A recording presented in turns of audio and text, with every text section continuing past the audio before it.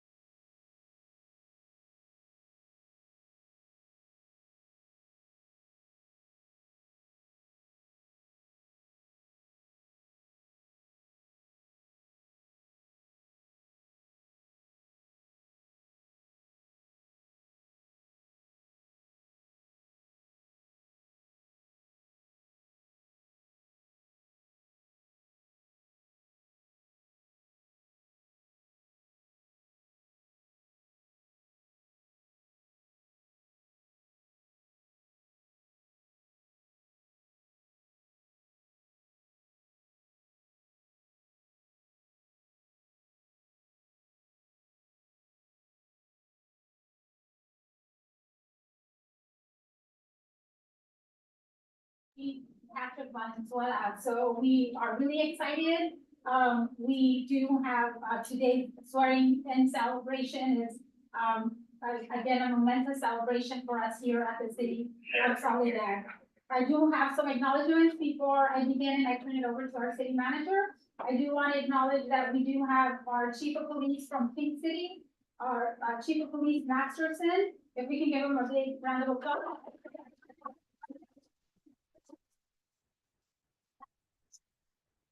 We also have Captain Partida from King City.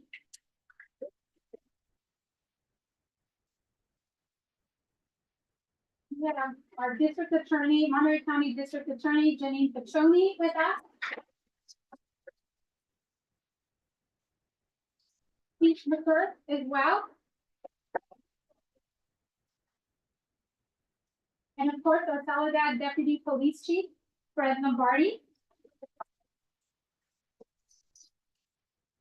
We also have some of our state representatives from our state legislators. Today we have Senator Laird's office, our representative Isabel Mesa that's joining us here, as well as Assembly Member Speaker Robert Rivas, Luis Mesa that's here with us.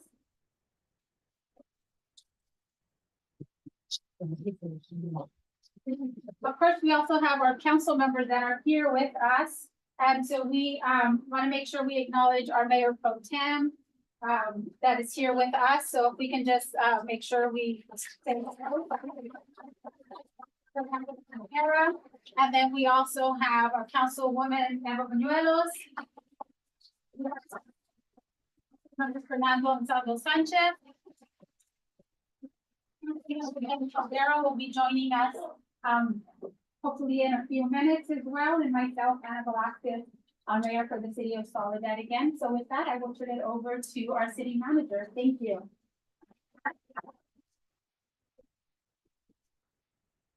Good evening, everyone. Thank you as we officially welcome our new Chief of Police, Patrick G. Valenzuela. It's a pleasure to see so many members of our community here, city staff and law enforcement partners. As the mayor mentioned, it's a really important occasion. I also want to particularly thank the council and Mayor Velasquez for their support and patience during this process. We started this process way back in February, so it was a lengthy search and we're pleased with the outcome. The appointment of the new chief of police is probably one of the most significant decisions a city manager can make. I'm new in this role, so I just wanted to acknowledge the support of Fran, our HR manager, and also Patty, our administrative services supervisor for the police department, in helping with this process.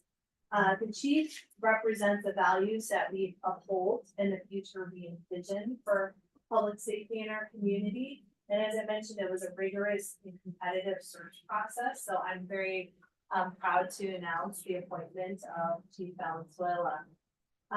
As he will make some comments at the end of the swearing in ceremony, Chief Valenzuela brings with him nearly 3 decades of distinguished law enforcement experience. Most recently from the Glendale Police Department in Arizona.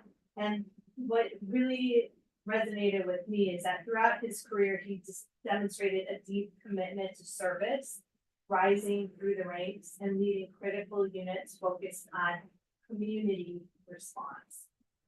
He's also worked in property crime, school safety, and his leadership experience extends beyond the badge. He's been honorably serving in both the U.S. Air Force and Reserve and the U.S. Navy for many years. He has a depth of experience and also a thoughtful, people-centered approach to leadership. His belief in visibility, responsiveness, and building trust with the people that we serve. And I think we talked to the police department a little bit earlier about those values. And I know that these are the values that he's going to bring to the city of Soledad, and that's consistent with the vision that our city council set forth. Chief Valenzuela, we welcome you and your family. He has a beautiful family who are here, including, he has 5 children and 8 grandchildren and a great partner with Debbie, who's just also a tremendous asset. We look forward to the positive impact your leadership will bring to our department, to our officers, and to our community. And just to our officers and the police staff, and the city staff here tonight, thank you for your continued professionalism and dedication. I know that Chief Valenzuela is committed to supporting you and empowering your work. So I know that everything you're doing is great. I also wanted to acknowledge our Deputy Chief Lombardi, who's been holding down the fort for several months and has been really helpful in guiding our new chief. And then to our city council and the community, thank you for placing your trust in us. Together with strong leadership and strong partnerships, we'll continue to make Soledad a safe, welcoming, and thriving place to live. So now I wanted you to please join me in officially welcoming our new Chief of Police, Patrick G. Valenzuela.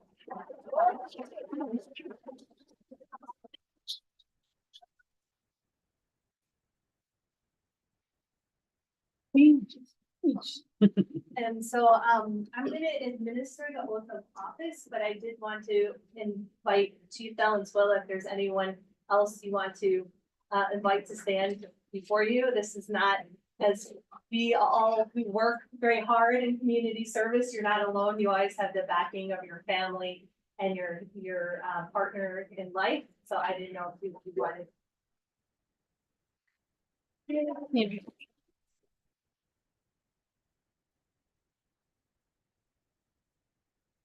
So, do you have anything to say about it?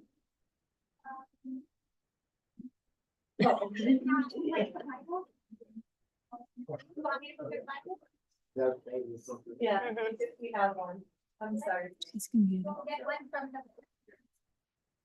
Across the So I'm street and so grab it. sorry, I couldn't ask. Bible. She's gonna, It's across the street. I have my Bible in the car. But it's not mine. It's not mine. Apologies, probably something we,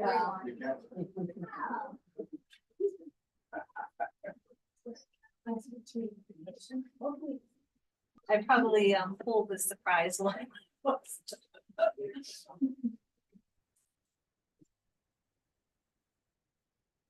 I don't know why she is grabbing something. If you wanted to say anything, Yeah. I'll save it for after this one, that I built, we built a beautiful speech. That was put together, so like Megan's speech, I want to address the whole crowd. But again, I can't be thankful enough for my wife, my family. Who's blessed to come out here and so that. I look forward to all the partnerships we already have in place, building new ones, and leading Soledad into the future. I appreciate you all. Thank you. we have our Bible here. Oh, okay, closer to that. Right. Yeah.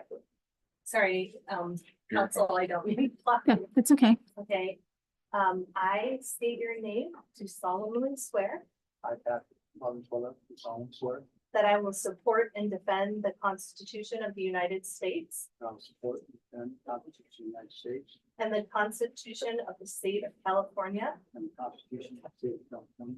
against all enemies, foreign and domestic, And solemnly swear that I will bear true faith and allegiance to the Constitution of the United States and the Constitution of the State of California. That's wow. Can you put that down? Sure. That I will bear true faith and allegiance That I will bear true faith and allegiance to the Constitution of the United States to the Constitution of the United States and the Constitution of the State of California. and the Constitution of the State of California. That I take this obligation freely That I take this obligation freely without any mental reservation or purpose of evasion. without, go ahead again. Without any mental reservation Without any mental reservation or purpose of evasion. or purpose of evasion. That I will well and faithfully well, they discharge the duties upon which I'm about to enter.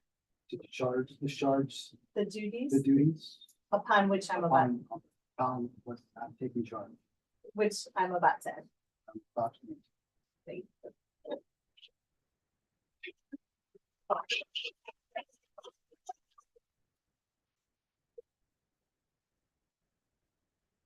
So then, thank you all. I'm going to, Oh, sorry. sure. I have a couple of other folks who are here that wanted to provide you with a certificate, but I wanted to welcome Senator Isabel from Senate.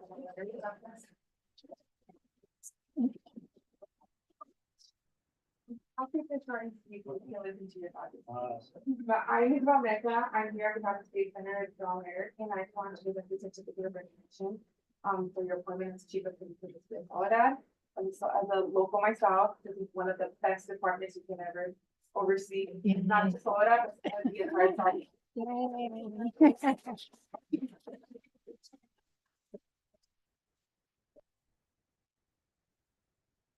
Then I have one more, Louise Mason from Speaker Rivas' office is here as well. And step out. Good evening. Okay. Next, I just wanted to invite DC. Gotta wait for me, chief. I'll go first. So this is a pivotal moment for us. We are very excited. We went from great command and we expect to go to great command. So it's good for us. Two chiefs family, we'll take care of them. Okay, we'll make sure that we irritate them. We'll make sure we make them proud. The whole gamut, we'll take care of that when he's out here with us. From our department, thank you. It's a big step he took. He made the decision to do this, but you're the ones who suffered with him being out. We'll take care of it. Chief, you made it very good for us. We had that, we're worried in that interim, what we were gonna get. Megan was great with us to sit down and what are we looking for? We were good with that, and I walked Chief out that last day, and I thanked you. His landing here was spectacular, put our folks at ease right away. We realized he shared the same vision we have, we're just gonna build upon that. So we were happy about that. The only thing we questioned is, we found out big and getting healthy and athletics and all that. We like our taco shop and all that. We're gonna have to make a balance here. But, we are honored and proud to serve you. And we're ready to hit the ground running. They made a great choice.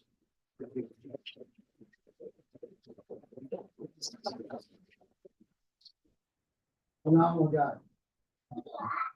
I think that the transition that I've had in the last 2 days is because of him. I think that the department, once he retires, is gonna be really a good guy. He's got a big heart. And I had a chance to hear his story. And so we're built off the same mold about helping people. So I'm gonna share a little speech with you. Again, to address everything in this room, I know I don't want to talk a lot, but I'll say it. I've been impressed. Again, I can't say any more than that. I've been impressed. You guys have gotten to a point where, Chief, and he kind of hides from it. This guy has been running the show, before I got him. And what I will say is that he's done a good job for you to take over that. Once he really stepped away. Which he said is, I'm gonna miss this guy, and I've only known him for 3 days. Cool. Give or take 3 days, right? What I'm telling you is this guy's got a big heart for something. So he's gonna be missed when he does. So. That in mind.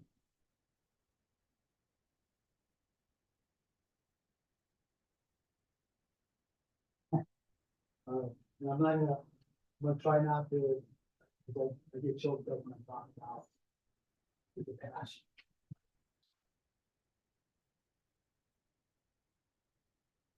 Good evening, everyone. First, I want to thank each of you for being here today.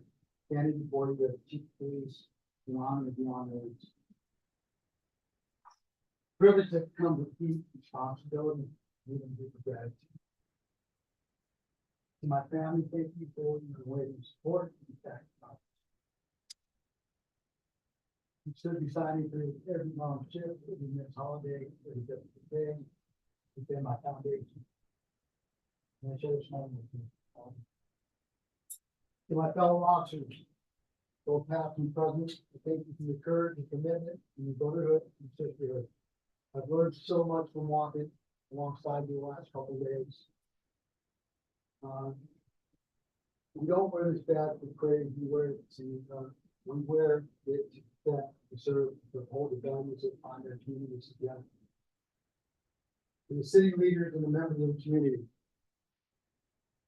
thank you for your trust.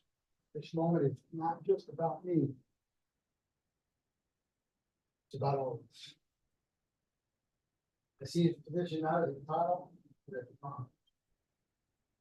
The promise to lead with integrity, to listen with humility, and to act with fairness. As your chief of police, my mission is clear. To build a partner that is strong as its compassion, to ensure every neighborhood feels safe, seen, and heard. To foster transparency, accountability, and community trust. And to support the incredible men and women of this department, so they can do the job they love and serve the people who depend on us. Leadership is not about being the loudest voice in the room, it's about being the most responsible. I will lead by example. I will lead with a purpose. And I will never forget who I serve. The young officers just beginning their journey. Remember, where your badge comes with sword. Every act you writes the next chapter. Wear it with pride, humility, and the heart of a servant. I accept this role with deep humility, and I'm ready to serve side by side with all of you as we step forward in this new chapter together. Thank you, and may we all continue to move forward with honor, unity, and unwavering pursuit of justice. Thank you.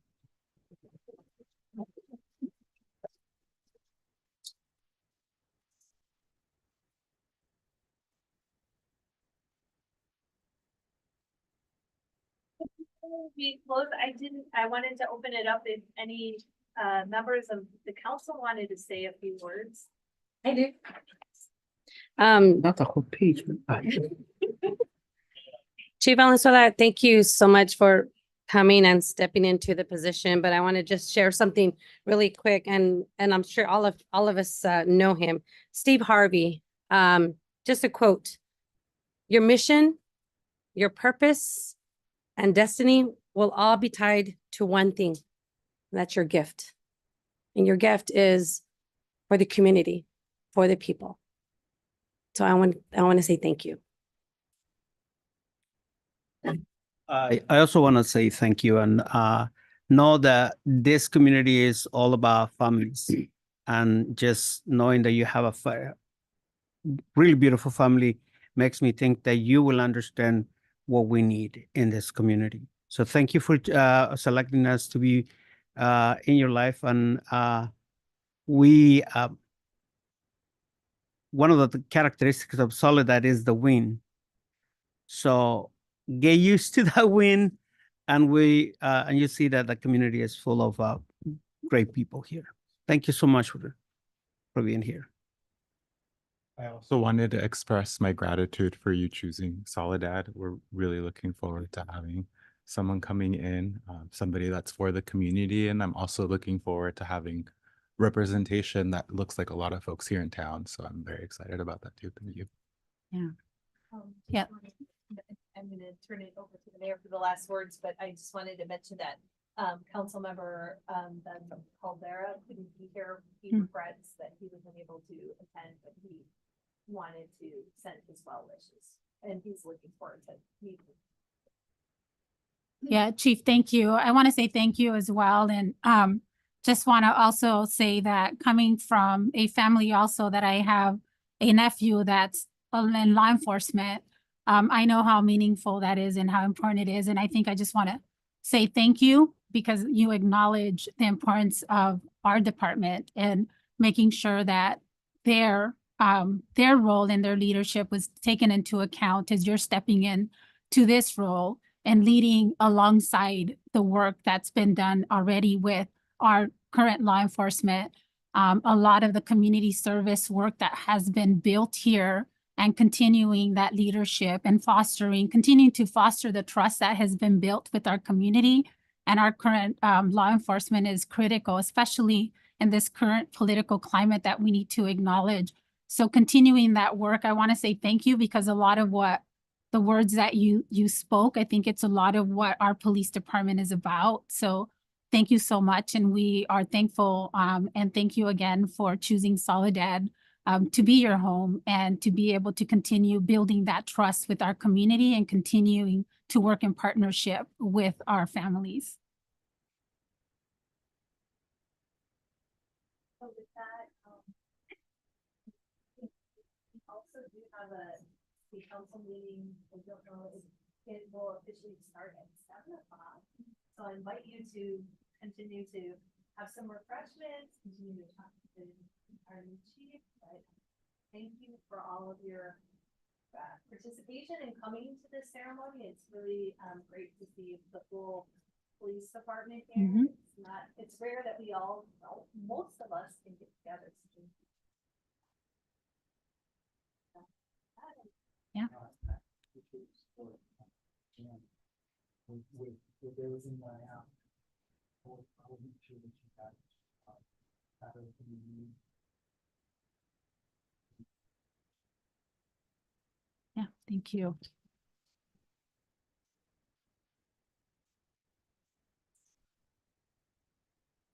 Take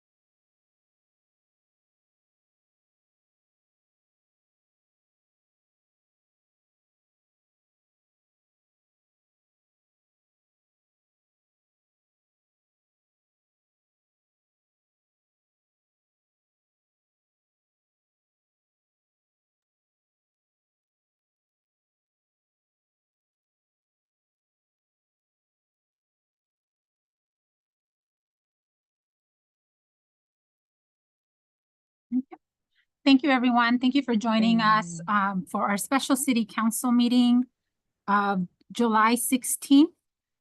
It's Wednesday, July 16th, 2025, and this is our joint city council meeting, Successor Agency Housing Authority and Successor Housing Agency special meeting agenda for today. And again, this is our meeting. It's starting at 7 o'clock, which is a little different. It's our special city council meeting. And I also want to say thank you for those that joined us for the community meet and greet at 5 o'clock, and also the swearing in of our new police chief, Patrick, our new police chief, Patrick Valenzuela. So thank you. It's been a great day for the city of Soledad. So with that, I will call this meeting to order at 7:03. So again, thank you everyone for joining us. Thank you for those that are joining us via Zoom or those that are joining us through our YouTube channel. As always, your participation is really important to our civic engagement and the participation of our city council meetings. Just a couple of reminders, we do have the Spanish translator for this meeting for today as well. So in case you need that, our meeting ID, if you'd like to participate and make comments for today's meeting, you can join us. The meeting ID for today is 820-3531-8356. You can also join via telephone at 1-669-900-6833.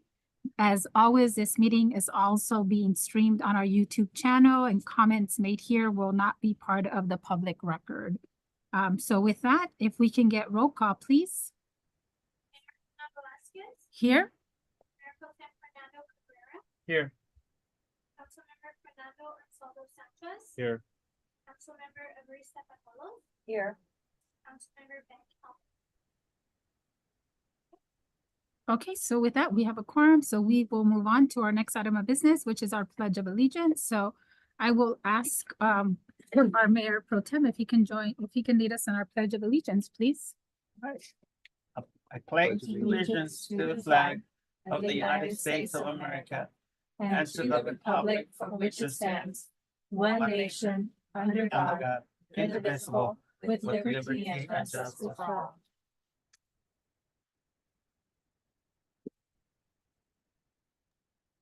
Okay, so we will move on to additions and modifications to the agenda. Do we have any additions or modifications at this time? There are none.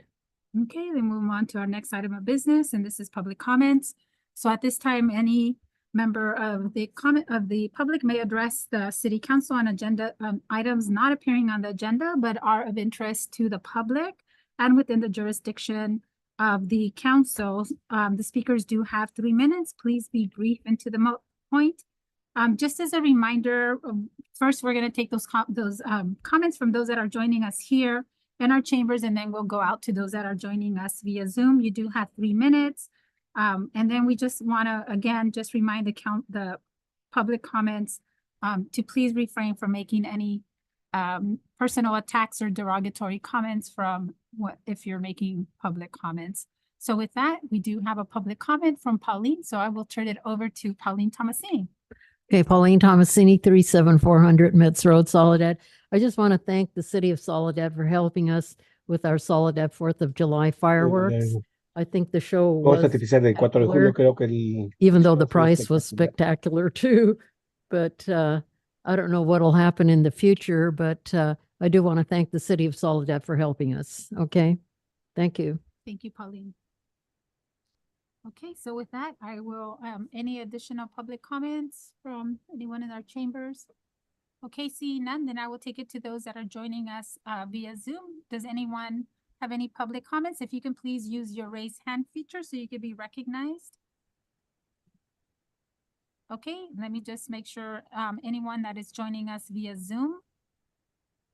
Okay, seeing no hands raised, and I will close the public comment period for those that are joining us via Zoom, and then we will move on then to our items of business. So today we do have 2 items of business. So we have item resolution number 6265, a resolution of the City Council of the City of Soledad approving a contract for construction services with Blancas Construction Inc. in the amount of 544,507 plus a 5% contingency for a total not to exceed amount of $571,733 for the Soledad Earth, which is the encampment resolution funds interim housing site, and authorizing the city manager or designee to execute said contract on behalf of the city of Soledad. So I will turn this over to Beatriz. And Thank you, Mayor. Beatriz Trujillo, our economic development director. Thank you. And I apologize because this presentation wasn't part of your packet. I realized that this project can get confusing because it's been having different moving parts. So just having a contract can be deceiving. So I decided to do a PowerPoint presentation just to make sure that I give you an update on the project, but that we also detangle as many components of this project as possible. So this is the recommendation that we are requesting today. So we are requesting to approve Resolution 6265, authorizing a contract with Blancas Construction, Inc. on an amount not to exceed $571,733, and that's including a 5% contingency. So a little bit of background on this project. As you may recall, we started with the Encampment Resolution Fund back in 2024 at the beginning of the year, when the County of Monterey started pursuing the Encampment Resolution Fund Round 3. City Council authorized us to pursue this funding opportunity, but the county was leading the process. In April of 2024, the county was awarded $4.7 million, and out of those $4.7 million, the city received 2 different contracts, one for professional services, and that was granted to the city back in 2024. So that's a little over $500,000. And that's what we are using to pay for salaries, to pay for the motel voucher program, to pay to remove some of the debris at the encampment, at what used to be at the riverbed. So that was the first pot of money that we were able to tap into and how the program started moving forward.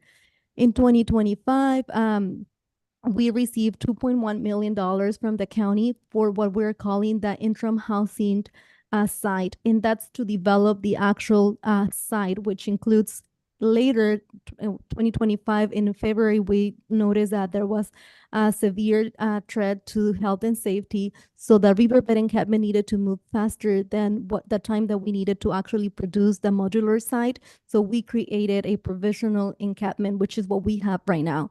But the money that the money is coming from what we're calling the site development. It's coming from the housing interim housing site.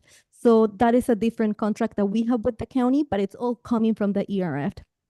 So as soon as we got the money for the site development, we identified AMEC as the provider for the modular units. So AMEC will be providing the modular units. They are providing the design services, and they're also installing the modular units. So all of that, we already, I don't know if it's fresh in your memory, but that was at the beginning of March 5th. We approved, City Council approved to enter into a contract with the MEC for the design services and also for the provision of the modular units and the installation of the modular units. And we are already, we're finalizing the plans, so we're making progress on that end since March. So that's the background, and I wanted to give you just a little bit of, probably you have already seen it, but so that you see the riverbed, we removed all of the trash. It's as clean as we were able to get it.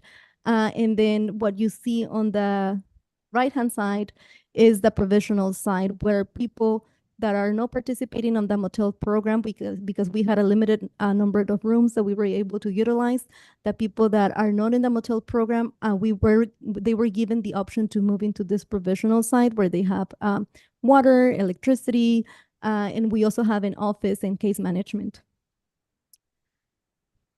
Also, the provisional site is located at 990 Los Coches, which will later become the parking lot for the interim housing site once we have the modular units. So the contract with Blanca Construction, Inc. is to do what we call the site preparation. So that is everything that is from the ground and below. So they will do the grading, they will do the trenching for the utilities. They will help with making sure that everything is ready for AMEC to come in with the units and installed. So everything that needs to be ready for them to just hook up to utilities and ensemble. That's what Blanca Construction will be doing. So we posted that request for bids on Planet Bids. We also noticed that on the Salinas Valley Tribute in June 18 and June 25, the bidding period was from June 18 to July 7th, because it was probably within the construction world, probably what is considered a smaller contract. And it was also a short period of time because we're trying to move as fast as possible because the provisional encampment, it's very expensive we're running everything out of a generator and we're spending over $1,000 just on propane every week. So it's getting expensive quickly. So we're trying to move as fast as possible with the modular units. So the only bidder that we had was Blanca Construction Inc. The amount that they requested was $544,000. And it's within the budget that we had allocated. We had allocated between 500 to 600,000, and this is funding that is coming from the ERF subrecipient agreement that we have with the county. And this cost estimate was run through an engineer, and this is what they think that a project like this may cost. But we're asking for that 5% contingency, but because as you know, modular construction, it's an innovative way of constructing, but it can have things that we are not anticipating, and we just want to have that 5% in case we have to do something that we didn't have on the plans or something that we have to troubleshoot. We want to be able to have that little bit of a wiggle room to make sure that we move as fast as possible with the project. So as I mentioned, the project will be located at 990 Los Coches. Where the provisional encampment is located, most of that area is going to be converted into the parking side, the parking lot. And this is a big parcel, so we will be developing the modular units in the same parcel. Financial considerations. So again, this project or this contract is fully funded through the ERF3 grant. It doesn't have a direct impact to the general fund. The grant is being administered by the Community and Economic Development Department, but we are coordinating with the Finance and Legal Department as well. And with that, if you have any comments or questions, I'm happy to address those. Thank you, Beatriz, for that. So I will open it up. At this point, I'm not gonna go through like my formal with the council going from one side to the other. I'm just gonna open it up if any of the council members have any questions or comments on the presentation. Take it out to the public first. Oh, sorry. Yeah, let me take it out to the public first and then I'll come back for council. So any members of the public have any questions or comments in regards to the presentation? And I'll start with any members of the public that are joining us here in the council chambers. Okay, seeing none, then I will take it out to those that are joining us via Zoom. Any members of the public that are joining us via Zoom, if you have any questions or comments regarding this item, if you can please raise your hand. Okay, seeing none, then I will bring it back to the council. And council, just feel free if you have any comments or questions to be able to address those directly to Beatriz. Okay, Beatriz, I see that there's no questions. I have comments. I'll start. I'm just looking forward to continuing this project. Very excited that we are again just like moving the envelope or whatever the phrase is, and just being a city that is committed to working with all members of the public and committed to providing housing to everyone. I do have a recommendation for staff of perhaps having a sort of town hall just to let the public know about what is going on. I know that it's a very, for some reason, contentious topic. But I think that we're doing a lot of really good things, and I think the public should be aware of what we're doing, and a lot of their concerns to me are addressed, and I don't know if they know that when they're commenting or making comments to us outside of council. I think it would be nice to be able to do that. I know that we have some budget for council members to have town halls, and if that's maybe something that is causing not having a town hall, I'd be open to being the council member that leads that. Thank you. I have a question too. First of all, thank you, Beatriz and Kim, for streamlining this. I have a question so that way it can be on record. I have a couple of residents who had asked if we have a waiting list, correct? Or not? We do not know this project. When we started the application for the Encampment Resolution Fund, we needed to count everybody who was at the riverbed. And that's when we counted all of the individuals. We took down their names, and those are the individuals that are eligible for this program. Okay. And then these are residents from Soledad. These are residents from Soledad. Yeah, the encampment had been there for many years. We just hadn't had the resources to try to resolve it. But when applying for this grant, we wanted to be mindful that we have the responsibility to our residents to find housing for them. However, each jurisdiction has the same responsibility, right? We cannot take everybody who comes in because Kimberly is doing an amazing job and we have amazing partners. But these projects are very demanding and very time consuming, and we understand the importance. And I think we have a great model. I think the city is leading a really good effort. It's different from other projects that are also funded through the Encampment Resolution Fund, but it's time intensive and we need each jurisdiction to do their part. And I have another question that was brought up to me too, is and I know you mentioned, but again, I wanted to repeat myself, it can be on record, that are there any more resources available for those who are in the encampment? Like resources like referrals, mental health, anything. I think maybe, I don't know, you might have that Yes. question. Okay. Yeah, and even when we cannot take people to occupy one of the beds that we will have available, we can refer them to other services providers. It's just that we're not able to provide the bed or the housing support for them, but we can connect them through the Coalition of Homeless Services Providers. Okay. And then one last question, sorry, Beatriz, is now how long, and I know you had mentioned it, but I wanted to just say it on record again. It's like, how long is their stay in the encampment? Like, what's the duration of it? So for the modular units, once we have the modular units all ready to be occupied, the Encampment Resolution Fund expires on June 30th, 2027. So we need to get people, but we do have a plan to get people into housing. Actually, one of the good news this month is that towards the end of June, in the few days that we have had in July, 11 people are getting housed. So we hope that from now until 2027, we're able to house as many people as possible. One last thing too, sorry. So this is coming, all this funding is from the county, not from our budget. Yes. So again, I just want to say that on record again. So these are the things that people come and ask concerns, as I wanted to echo what Councilmember Fernando Gonzalez Sanchez mentioned. So I just want to again say on record that it's coming from the county. So yes, this is money that a grant funded, that it was a grant from the state secured by the county. okay.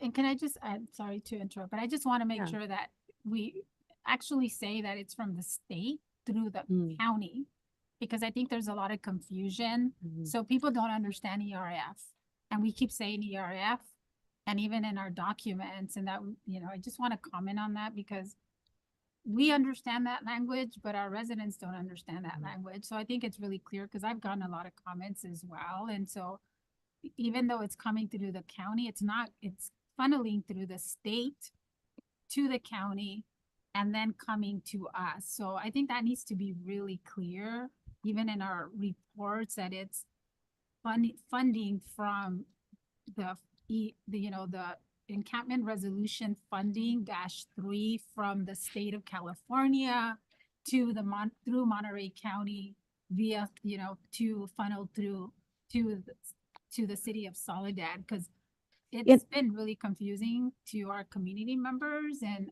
I've had a lot of concerns and a lot of questions about how that money comes, and I keep saying it's not general fund money.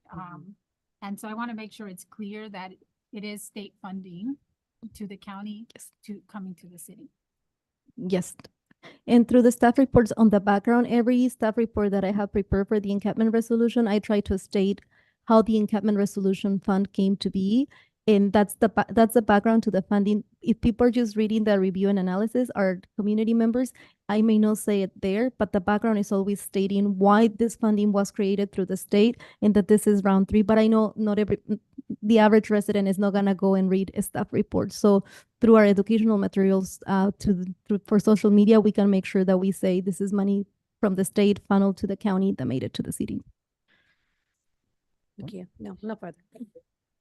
I have 2 questions. The first one is there anything from the funding that we get, let's say, just for the sake of, from the general fund until we get the money from the county? So actually, we have 2 agreements, the one for $500,000 and the one for 2.1. The only agreement that we're getting on a reimbursement basis is the $500,000. That one we get reimbursed every month. The $2.1 million, they upfronted all of the money to us back in March. Okay. So actually that money, we have it into an investment account so that we can try to maximize the funding as much as possible. Mm-hmm. And the other one is, it's sometimes when we are used to doing things the same way, we inevitably come back to that point. And I noticed that there's still some people next to the river. What is going to happen to those guys from now on? So we have a plan to work with Caltrans. Some of them are in Caltrans jurisdiction, and also to work with our police department. And actually they had started posting the notices that by July 24th, people have to leave the riverbed. And Caltrans will be joining the effort to remove people because we are providing that alternative location to go. It's not that we're just displacing people, nowhere to go. We are providing the tents at the encampment. So there is a plan already. Yeah. Okay, thank you. So a follow-up from that, if they don't leave, then what happens? They will get arrested? They can get arrested because we have followed all the protocol to prevent that from happening, but they will get arrested. Okay, so we have the trespassing signs. Yes, they're getting posted. We've offered the help. We have offered to help. Okay, well, thank you. Mayor Pro Tem. Yeah, I'm done. Yeah, thank you. And I think for me, I want to echo Councilmember Ansaldo Sanchez, because I know I had asked for a town hall in the past, so I want to really support him and wanting to make sure we do.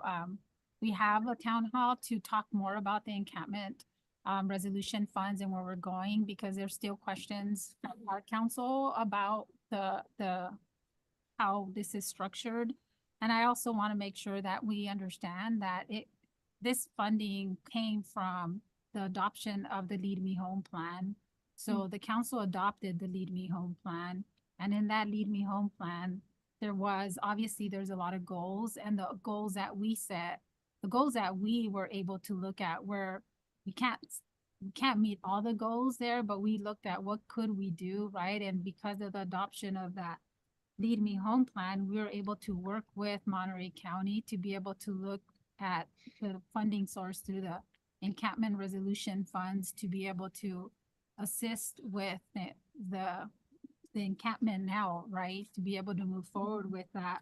But I want to make sure that there's that historical context of how we got here, because there's a lot of misunderstanding from our community of where we've been, and that there's not a lack of transparency of how we got here.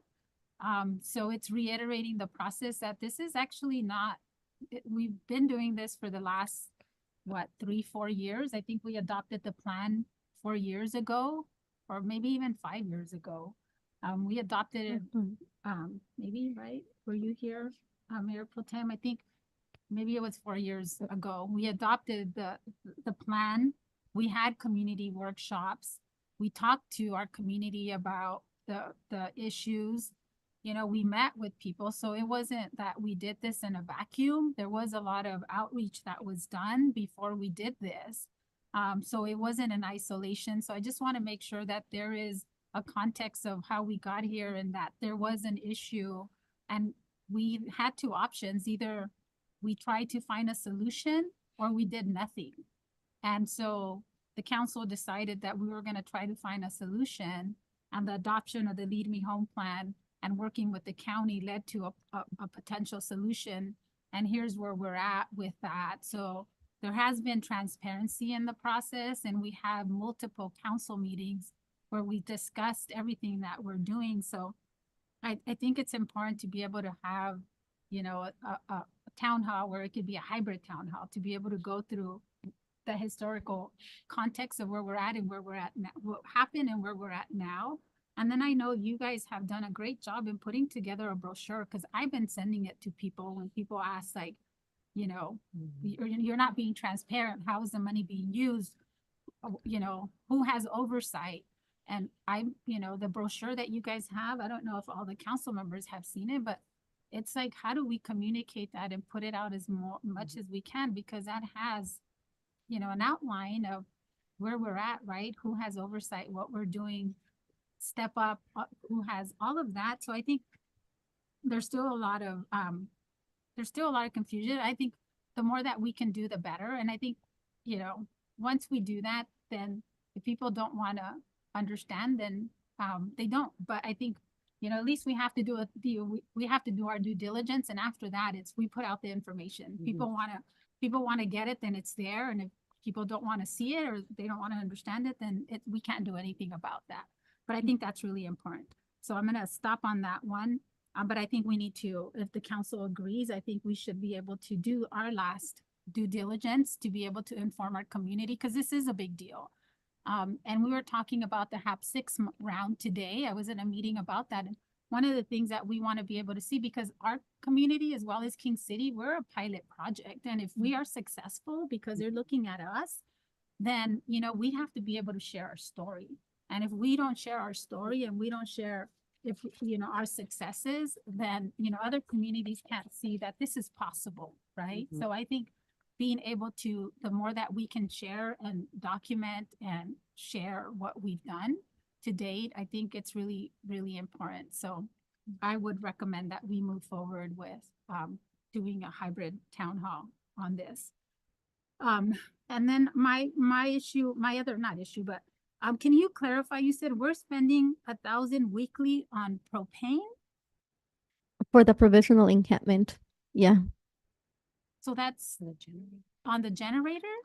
on the generator, because the generator is powering everything. In order for the water heater to work, we need electricity. So even just for water to flow, we need electricity. We have an office that has the essentials, a refrigerator, a microwave, all of that has to be running, and it's expensive. Okay, and that's already accounted for what's been funded Yes. as part of this? Yes, Yeah. Yeah. It's part of the provisional encampment. Yeah. Okay, wow, that's a lot of money. Okay. The chair, was it a weekly or monthly? weekly.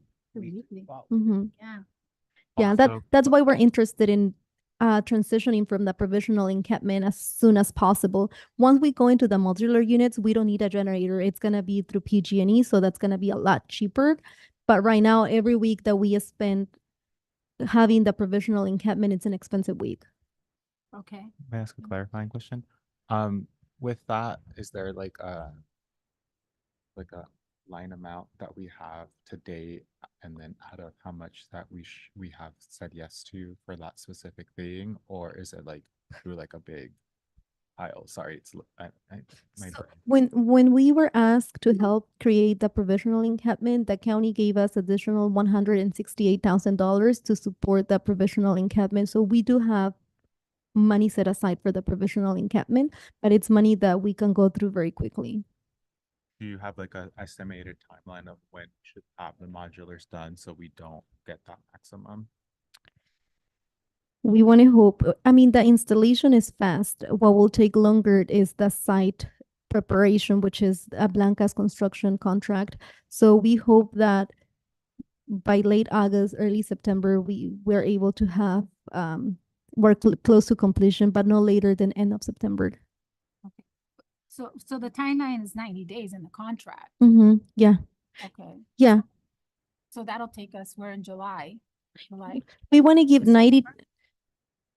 We wanted to give him 90 days just in case that at the end of the installation, something has to be like the grading has to be like sometimes when you're installing the units and you have base rock, there are some things that you have to fix at the end. So we want to have enough time in case after the installation of the units, anything has to be fixed or for troubleshooting. Okay, so my only concern then, because we want to make sure, because we're already, I mean, we don't want to go over, I mean, that the expenses are really, I mean, there's already a lot of costs incurred and we don't want to, we only have a certain amount of money. We don't want to go over that cost.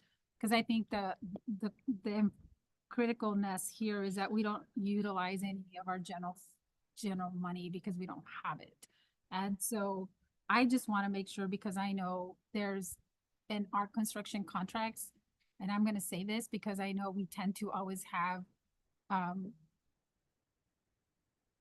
delays and Change orders. change orders. So I want to make sure that we really have some oversight on this contract, and that because of the nature and the criticalness of this project, that we really have oversight to ensure that the work is being done and that we're addressing any issues immediately, and that we're moving forward so that we're meeting that deadline of 90 days or before, so we can move into the modulars can be installed, you know, as soon as possible, so we can transition into those units from the encampment into the modulars as soon as possible. Yes, and actually, our building official, Mark, he had been supporting with the provisional encampment, and we have asked him for support to help us project manage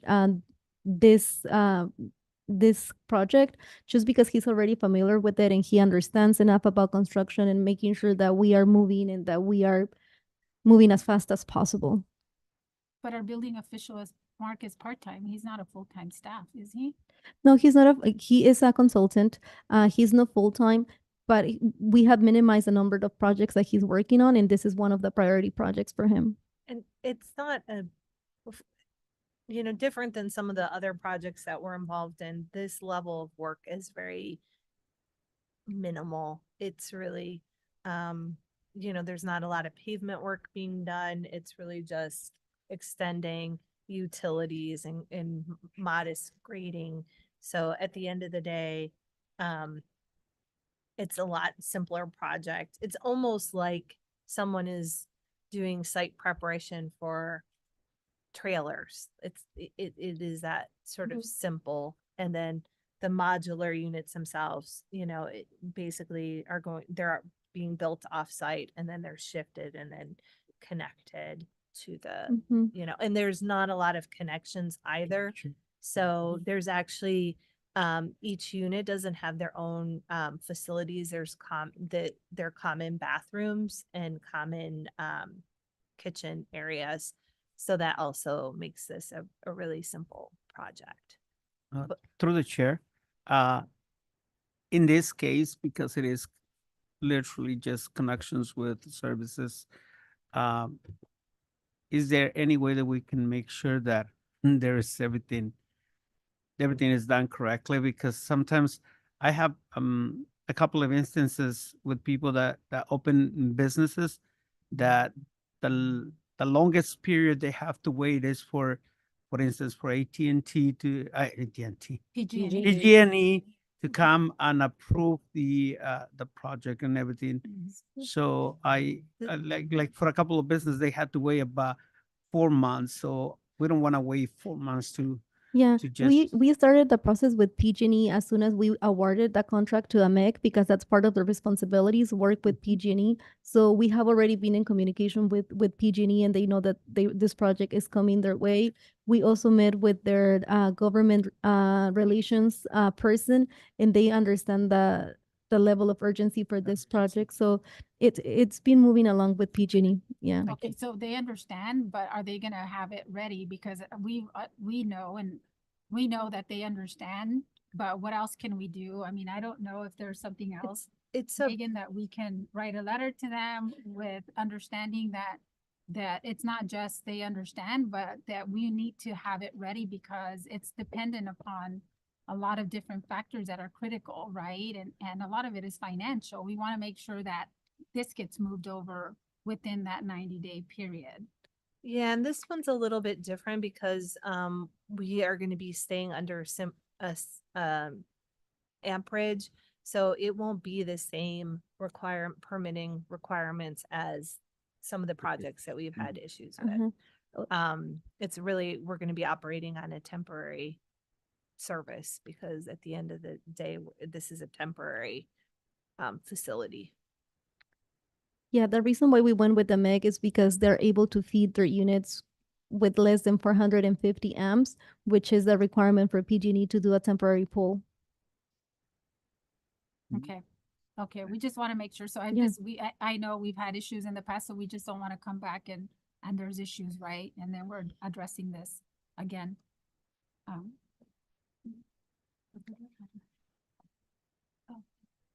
What? That was our interpreter, right? Yeah, she had her hand. The interpreter had her hand up, Diego?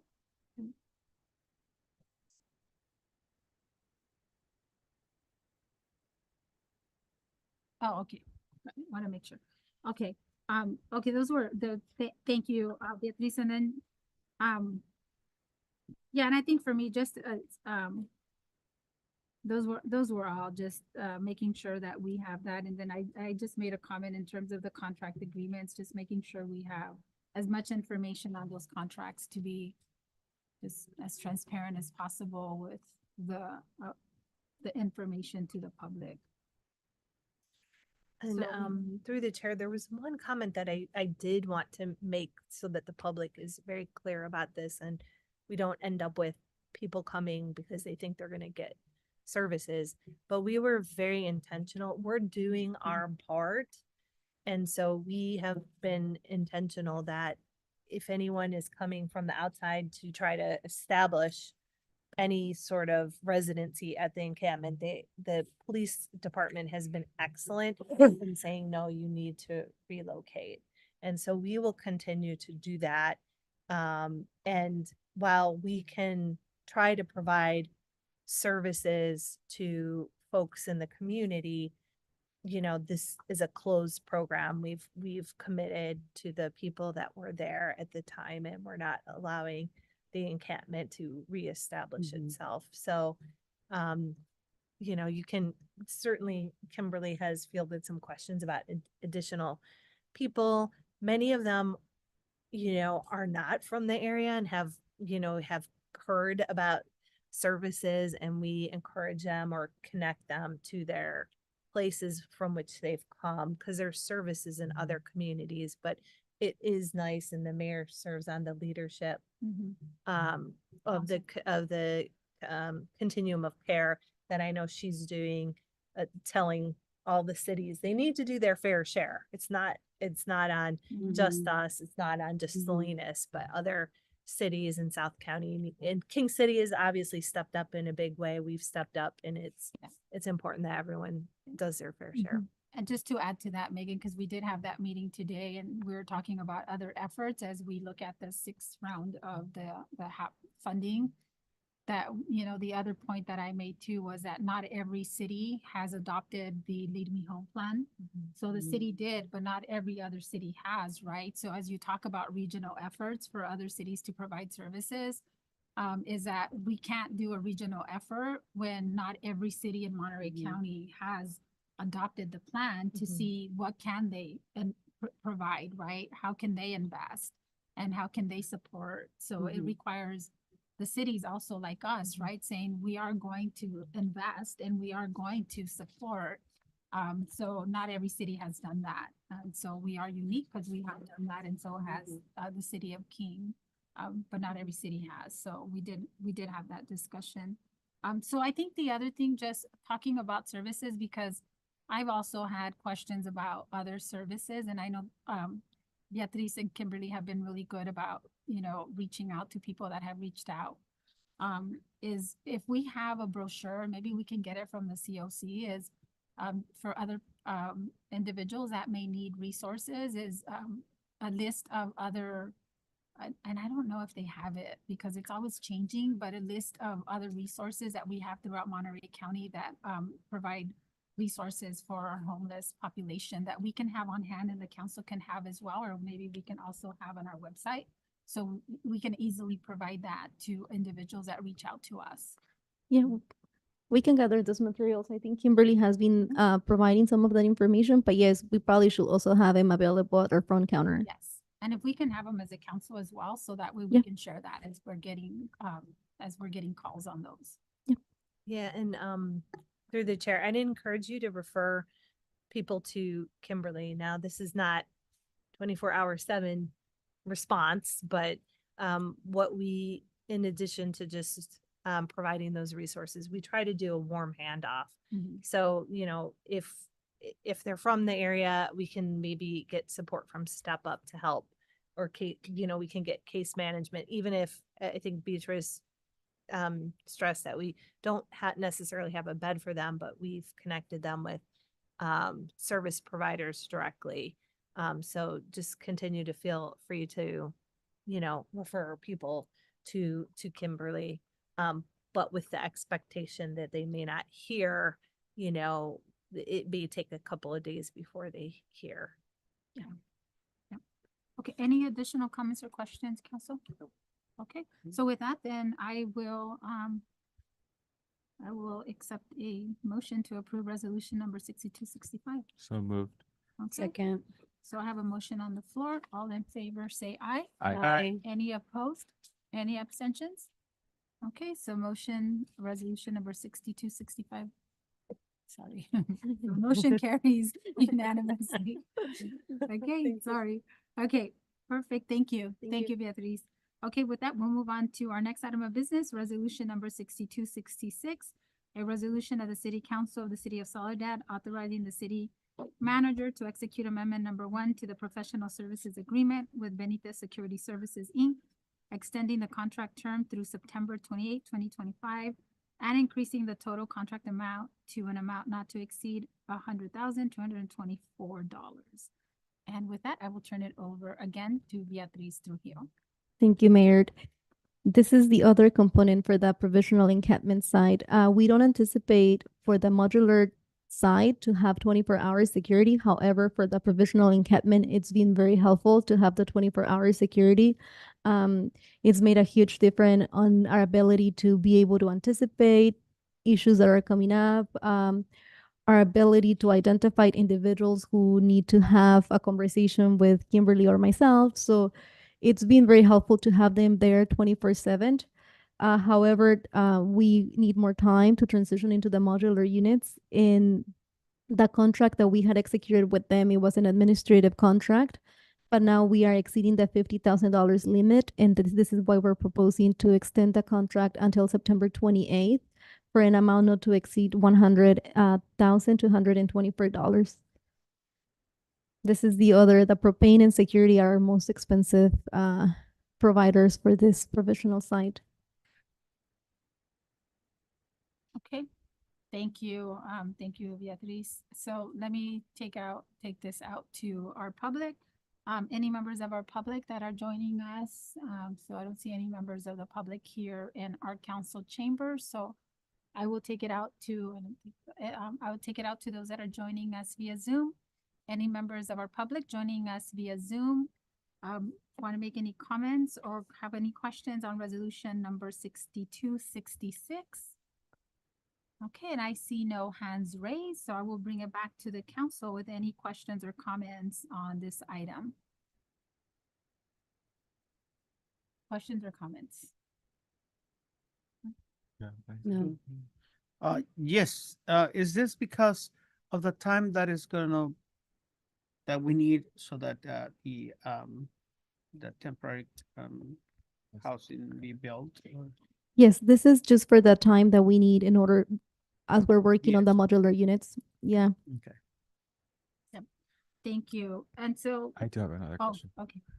So with that being said, I know it says until September 28th, 2025.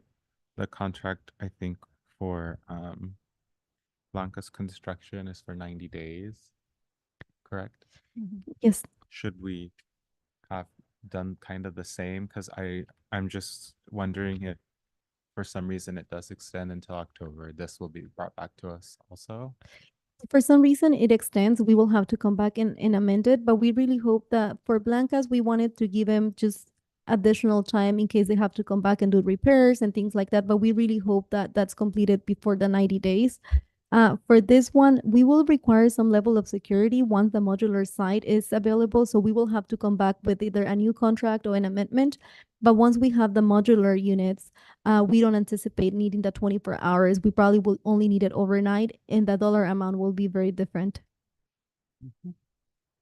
Okay, so we will still need security and and when we have the modular units, but it just won't, it won't be the 24/7, it'll be a less.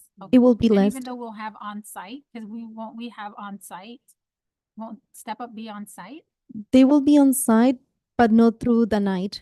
So there is gonna be a shift where they're not there. They're gonna have extended hours, but they're not gonna be overnight. Oh, okay, so we'll. And need part of, security at night. yeah, part of this type of programs, they require staff to be on site 24 hours. So that the way that we're gonna bridge that gap is through security. Okay, and again, just to reiterate, the funding is coming through the state, through the county. It is coming through the state. To the, Mhm. to the city, so there is no general funds being utilized for this, and I just wanna, I'm sorry, and Councilmember Ansaldo Sanchez, let me let you finish with your comment before I make mine. Sounds good. Yeah. And then these 100,224 is coming out of that 500,000 that is for administrative stuff like that, correct? Or is that coming out of the other two? It's coming out of the 2.1. And we have the ability to do. We do, and this is, we're also using when we started working on the provisional encampment, we got additional money, contingency money from the county. So we're using that money first, but they also upfronted that money to us. So Okay. that's part of the money that they upfronted. And then that's the money that you said earlier that is in an investment account to maximize. Okay. Yep. cool. That's it. Thank you. And just to, through the chair, just to, for the public's sake, the interest that we earn has to go directly back into the program. It can't be used for others. For something else, yeah. So, yeah, thank you. Um, Okay. Yeah. Mhm.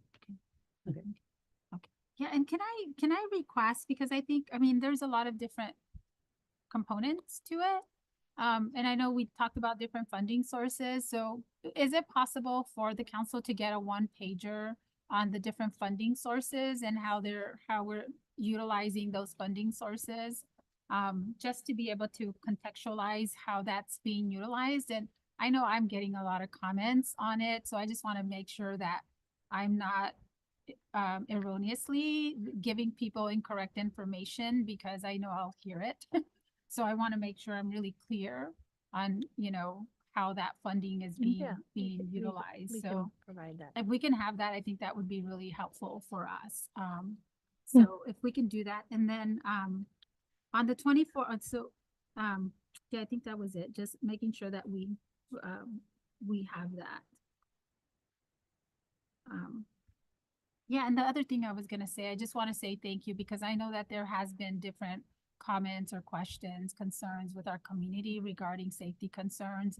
And I want to say thank you to staff, because Beatriz, I know you and Megan and Kimberly have really addressed some of those safety concerns. We know that this doesn't come this has come with challenges. So we want to acknowledge that, and we want to acknowledge the fact that, there is different challenges that comes with this population, and we know that. But I think the security measures that the city has implemented to be able to keep the residents safe as well as our unhoused population safe has really been instrumental. And being able to address those challenges and those safety concerns with our population and with our communities and with our businesses has been really important, right? So we hope that we continue to be able to do that. And so I just want to say thank you to, you know, our businesses for their patience, but also thank you to our team for making sure that we're being proactive in addressing that as we continue. And I'm glad to see that we are already looking at housing some of those permanently, right? Mhm, Housing yeah. some of those individuals that we're working with, because those are success stories. If we're able to permanently house them, that's the goal that we wanted to achieve. So I think that's the stories that we need to be able to share. Yeah, we're looking forward to our July activity report where we can give you this accomplishment. It's been a big accomplishment, and it's been having the right partners has made a huge difference. So thank you. Okay, council, so with that, I will accept the motion to accept resolution number 6266. Well, I motion. Okay. I have a moved. motion on the floor and a Second. second by Councilmember Ansaldo Sanchez. All in favor, say aye. Aye. Aye. Aye. Any opposed? Any abstentions? Okay, so motion carries unanimously. Thank you, council. So thank you. Thank This you. Motion carries. Thank you. Okay, so with that, then we will move on to our next item of business. Future agenda items, and I'll start with Councilmember.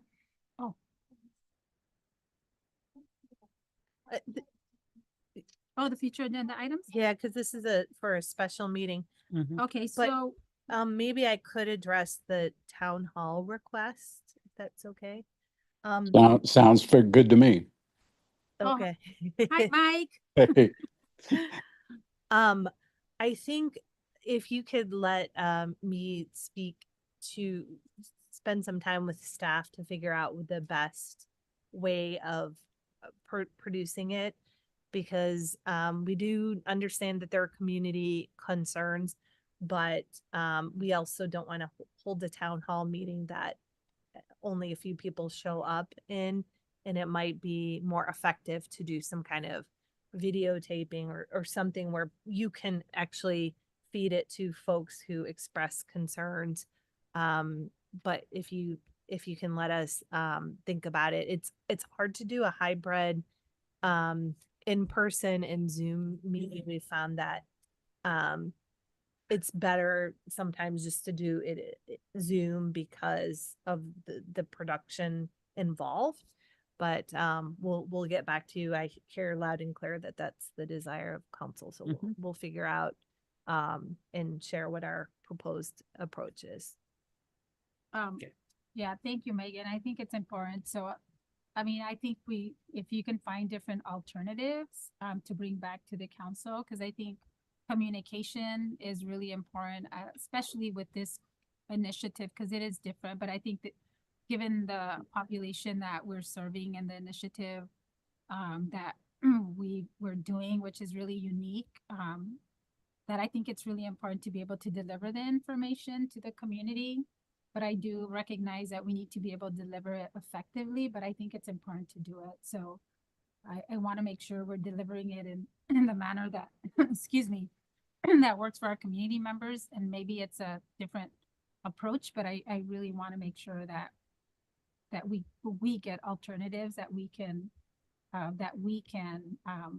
discuss, and that we can decide how we want to move forward. Okay.